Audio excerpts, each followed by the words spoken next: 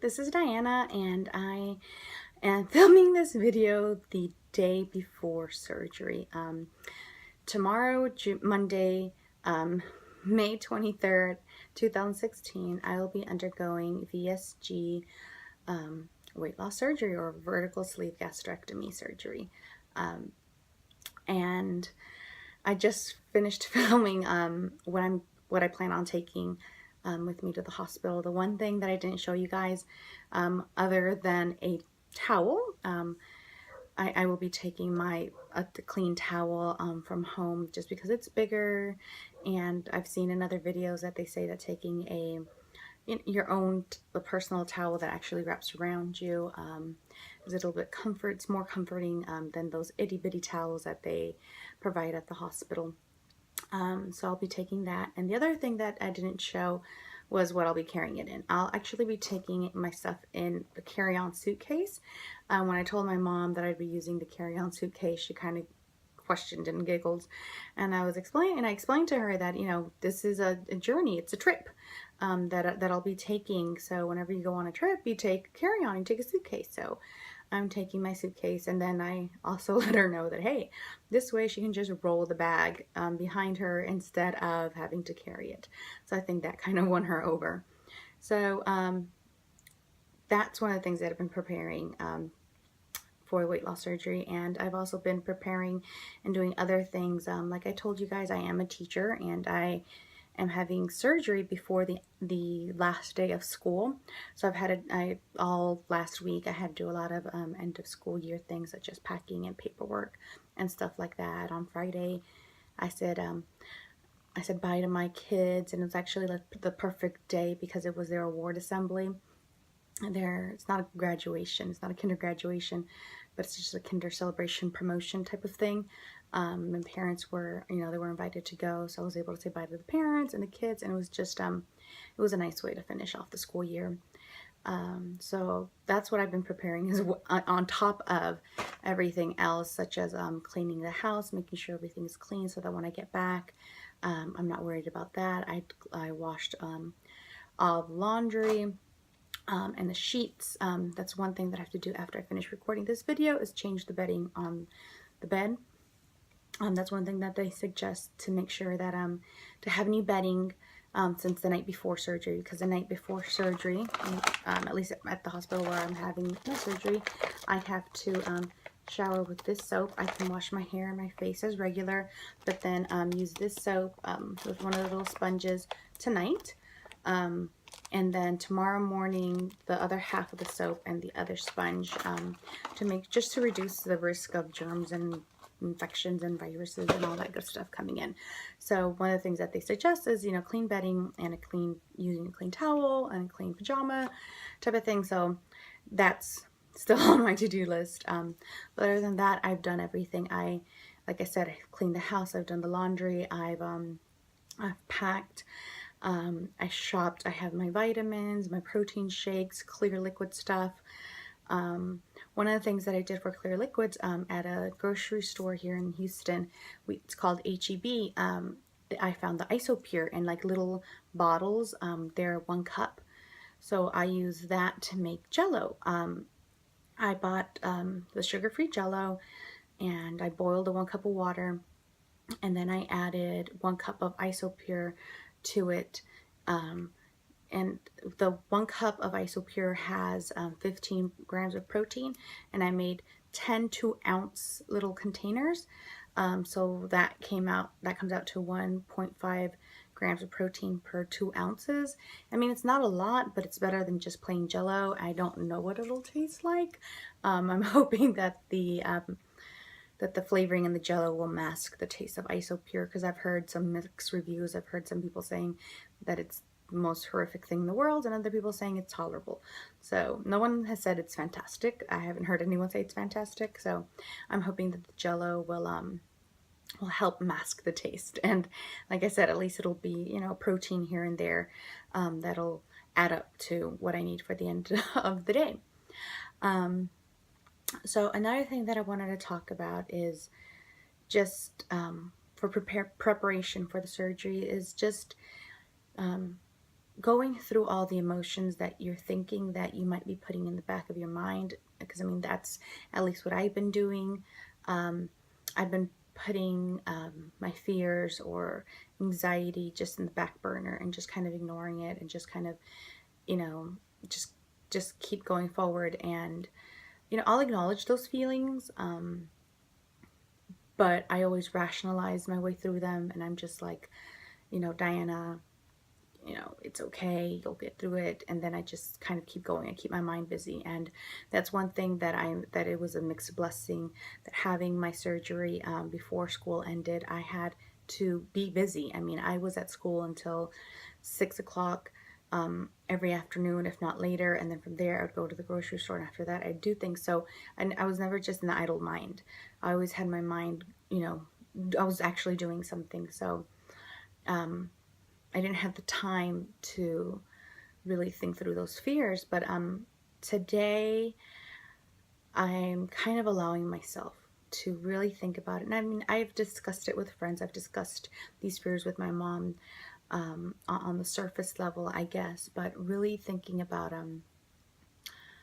my biggest fear, I guess, with the surgery, and what has kept me from doing it in the past was the complications, the fear, really the fear of dying. Because I would think, okay, and every surgery has complications, has a risk of death, but then, this is major surgery, and this is someone who's obese. That's extra strain on the heart, and extra strain on, on my body. And would I be able to go, come out of it, the anesthesia? What about if it goes wrong? What about if, I wake up in the middle of surgery? What about if I don't wake up at all from the anesthesia? Those are all fears that are okay to have, and that, we need to acknowledge. If you have those fears, acknowledge them and talk through them, and I guess really look at facts, and really look at the logic behind why those fears are logical, but at the same time illogical. And I think that that's what's helped me a lot. Knowing that, okay, I have a fear of dying. Well, there's a less than 1% chance, 1% probability of people who undergo weight loss surgery and die on the operating table or after surgery. Okay, that's 1%, 1 out of 100. I mean, I could be that 100. I mean, I could be number 100 and not wake up from surgery. But when you look at the reality of it, that being overweight can cause diabetes, can cause high blood pressure, can cause heart failure, can cause all of these other things. I mean, that's why they're called comorbidity diseases. I'm probably pronouncing it wrong, but there's a reason why they're called that. There's a reason why doctors tell us to lose weight. There's a reason why, losing weight adds on. I think like losing 15 pounds adds on like X amount of years in your life. Actually, like losing weight, makes you live longer than like stop drinking or stop smoking. I read that somewhere. I might be off. I'm not a scientist. I'm just recalling what I've read, or I think I've read, or understood of what I've read.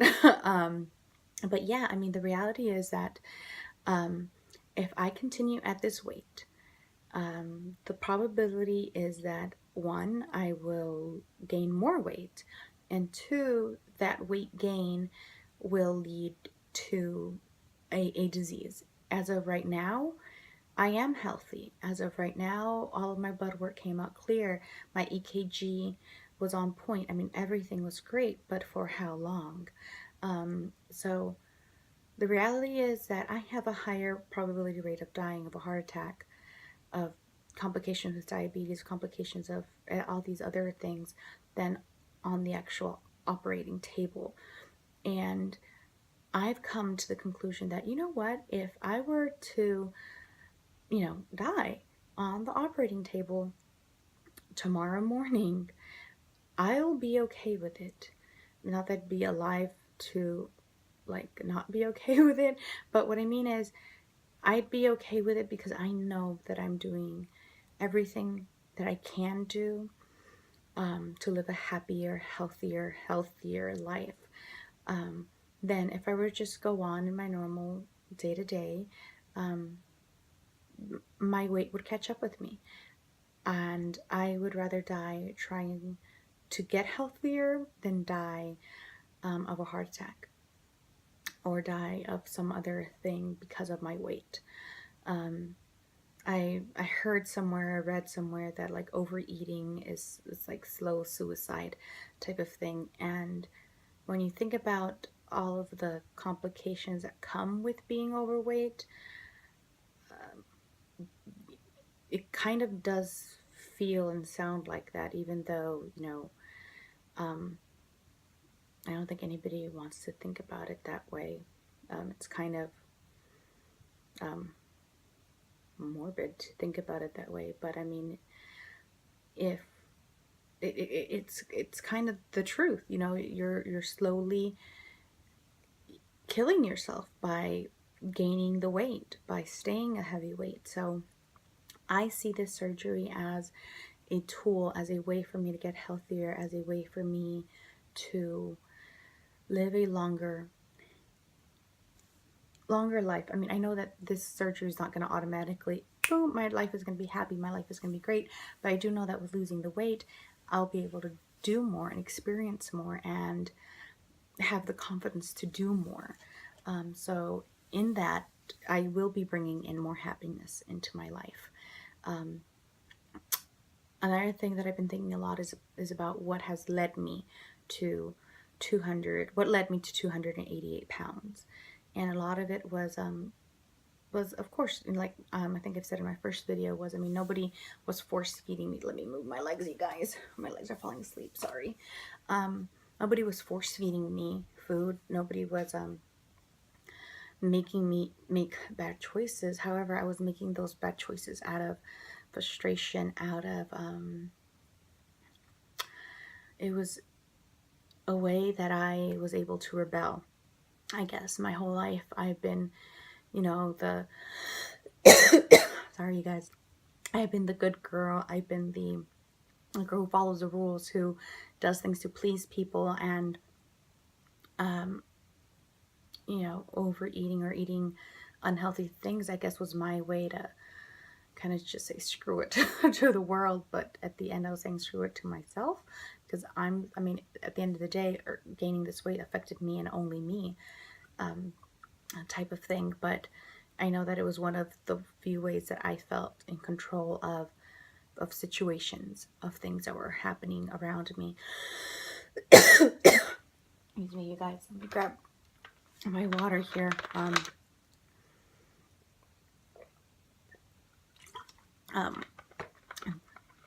This reminded me of this. I bought this water, Smart Water, for pre-op, for being post-op, but I started drinking it pre-op. I also drank this water before. Every now and then I'll buy this, between this and a different brand. It's called Ozarka. I don't know if it's a southern thing or if they have it everywhere.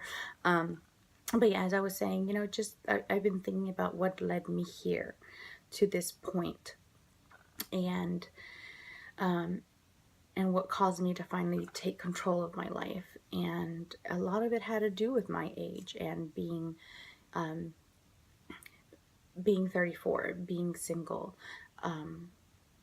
wanting to stop taking a back seat to my own life and being in the driver's seat and controlling what is to come in my life. And this was one of those things. This year, I was nominated as bilingual teacher of the year on my campus, and I was actually chosen as bilingual teacher of the year for my school district. And that was a big deal, but I didn't really feel like it was, or I knew that it was, but I didn't want to make it a bigger deal, because I don't know why. I mean, I do know why, because sometimes I don't feel like I'm good enough, or sometimes I feel like I'm just doing what I'm supposed to be doing, and there's already somebody, you know, better than me. and I really didn't acknowledge, you know, that this recognition was 11 years in the making. Um, but why I'm sharing this is because my assistant principal, she sent me an email congratulating me and telling me how this was my year, and to you know, really enjoy it. And when she said that, you know, this is my year, it really hit me, that this is my year. This is a year that I am taking control of my life, and I'm doing things for myself, and everybody else be damned. You know, when I told my mom and when I told my sisters that I was choosing to do this surgery, I didn't really ask for permission. I didn't ask them for their opinion. I let them know, and I let them know that. I let them know I am doing this and I'm choosing to do this for me. I'll answer any questions you might have, but don't question my choices. I don't question their life choices, so don't question this life choice for me. So yeah, I mean, this year, and not that's just one thing. Other things, I'm very passive aggressive. I'm very much a people pleaser, and I put others in front of myself. I put other people's wants and needs before my own. And I think with choosing this surgery, with choosing to have it at the time that I'm having it, I'm kind of taking, like I said, putting myself first and choosing to do things for myself that'll help me in the long run, instead of putting others' wants and needs in front of my own. So I feel like I'm kind of rambling here, so I'll stop the video now. And like I said, tomorrow morning I will be undergoing surgery at 12:45. So talk to you later. Bye.